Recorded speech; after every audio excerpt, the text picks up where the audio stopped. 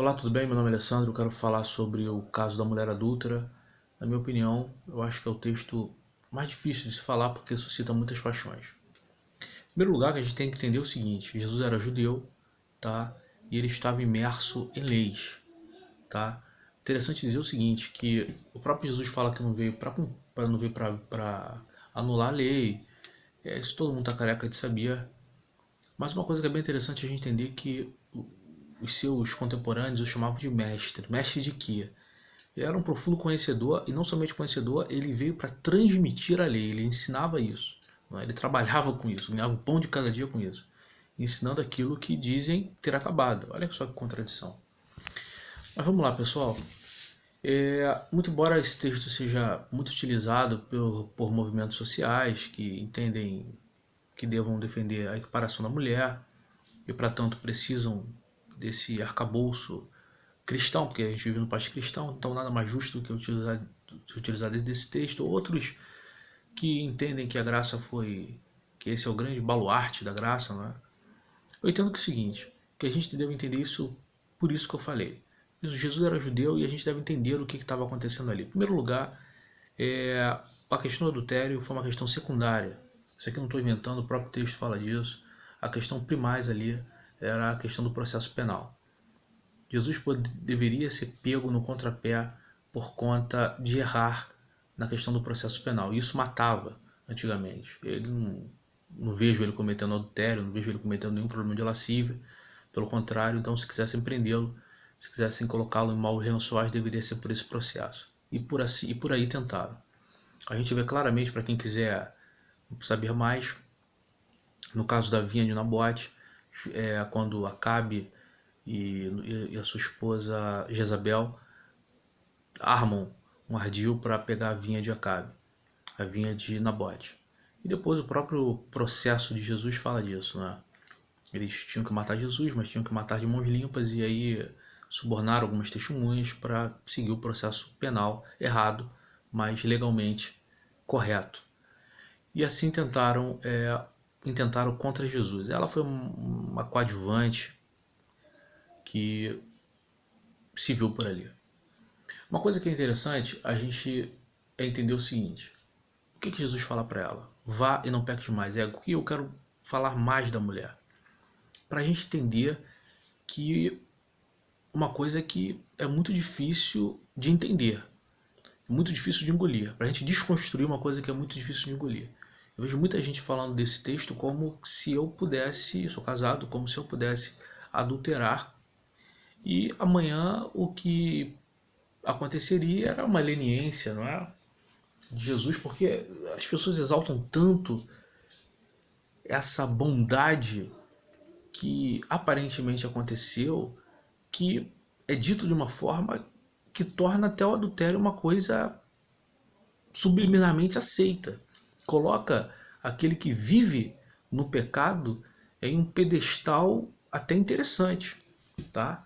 Então é isso que eu quero discutir aqui. Jesus ele fala duas coisas que, se você for parar para entender, causa um tanto quanto de espanto. É muito interessante a gente ler as escrituras sem romance, ler como ela está realmente querendo dizer, tá? Sem óculos. Vamos lá. Jesus ele fala para ela: vá e não peques mais. Ora, vamos analisar.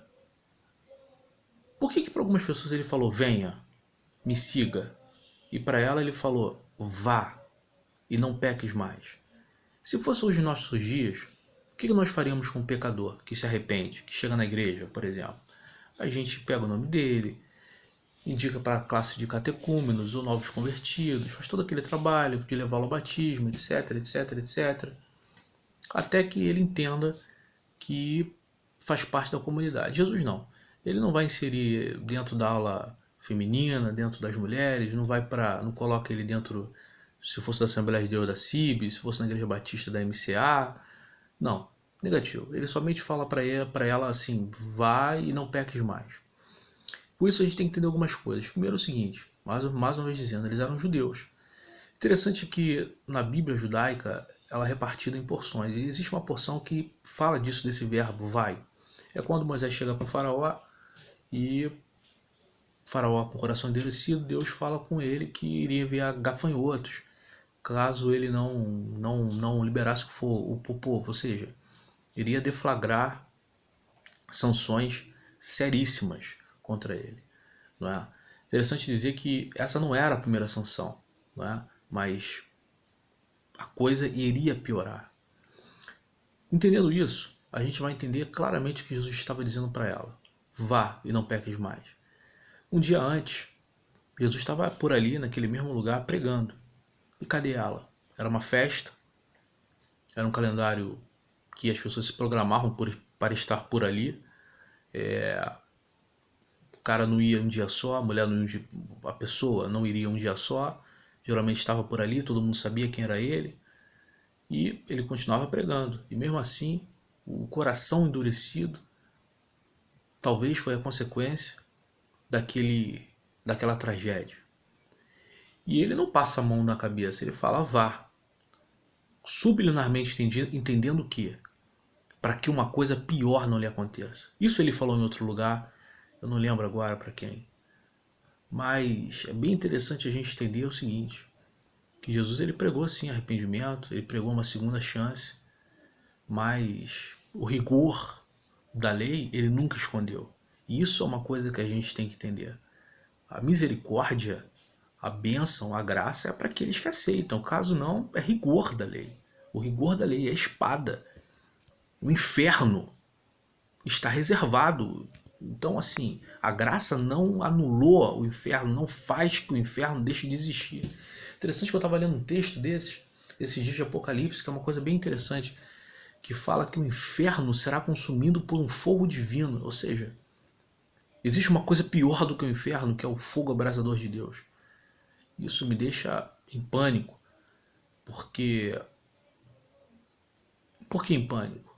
Porque o que está sendo dito e colocado é que a leniência divina ela é uma coisa acima dos pecados, que Deus não coloca regras, que o pecado, de certo modo, é compensado. Então quando Deus fala para ela vá, o sotaque é esse, para que uma coisa pior não lhe aconteça. E não peques mais. E não peques. Interessante dizer que é o seguinte, que o pecado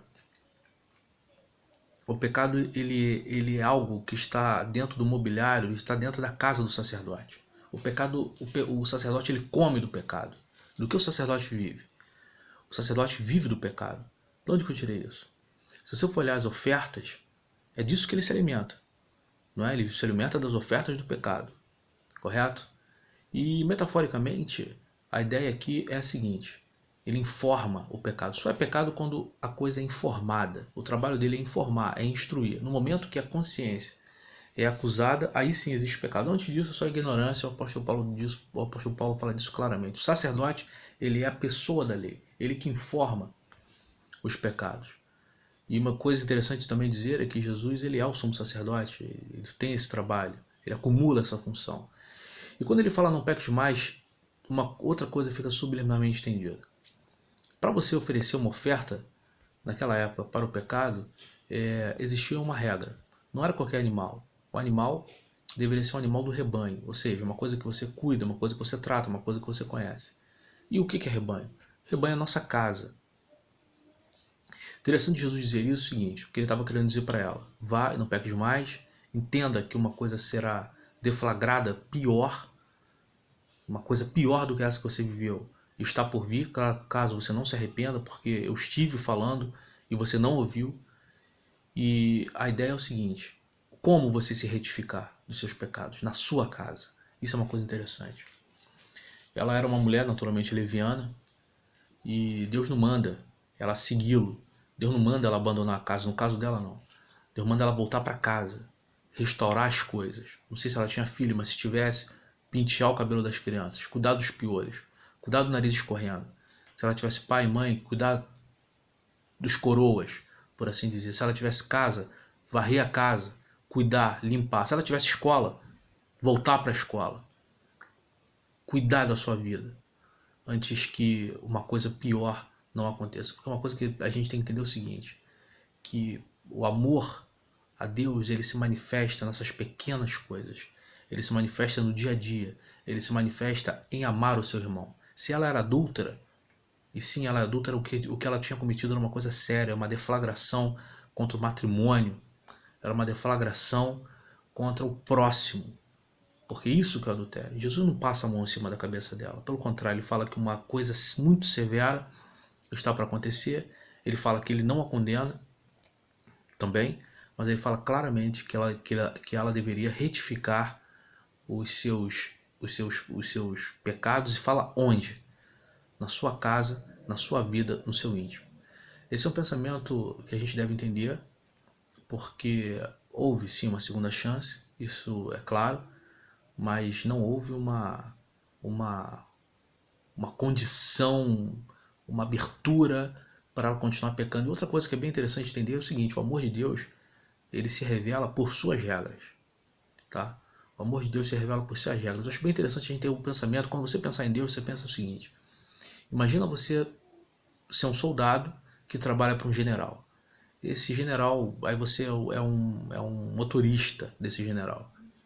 Vocês naturalmente estabelecem uma relação interessante, tá? Esse general conversa com você, tal, te trata bem.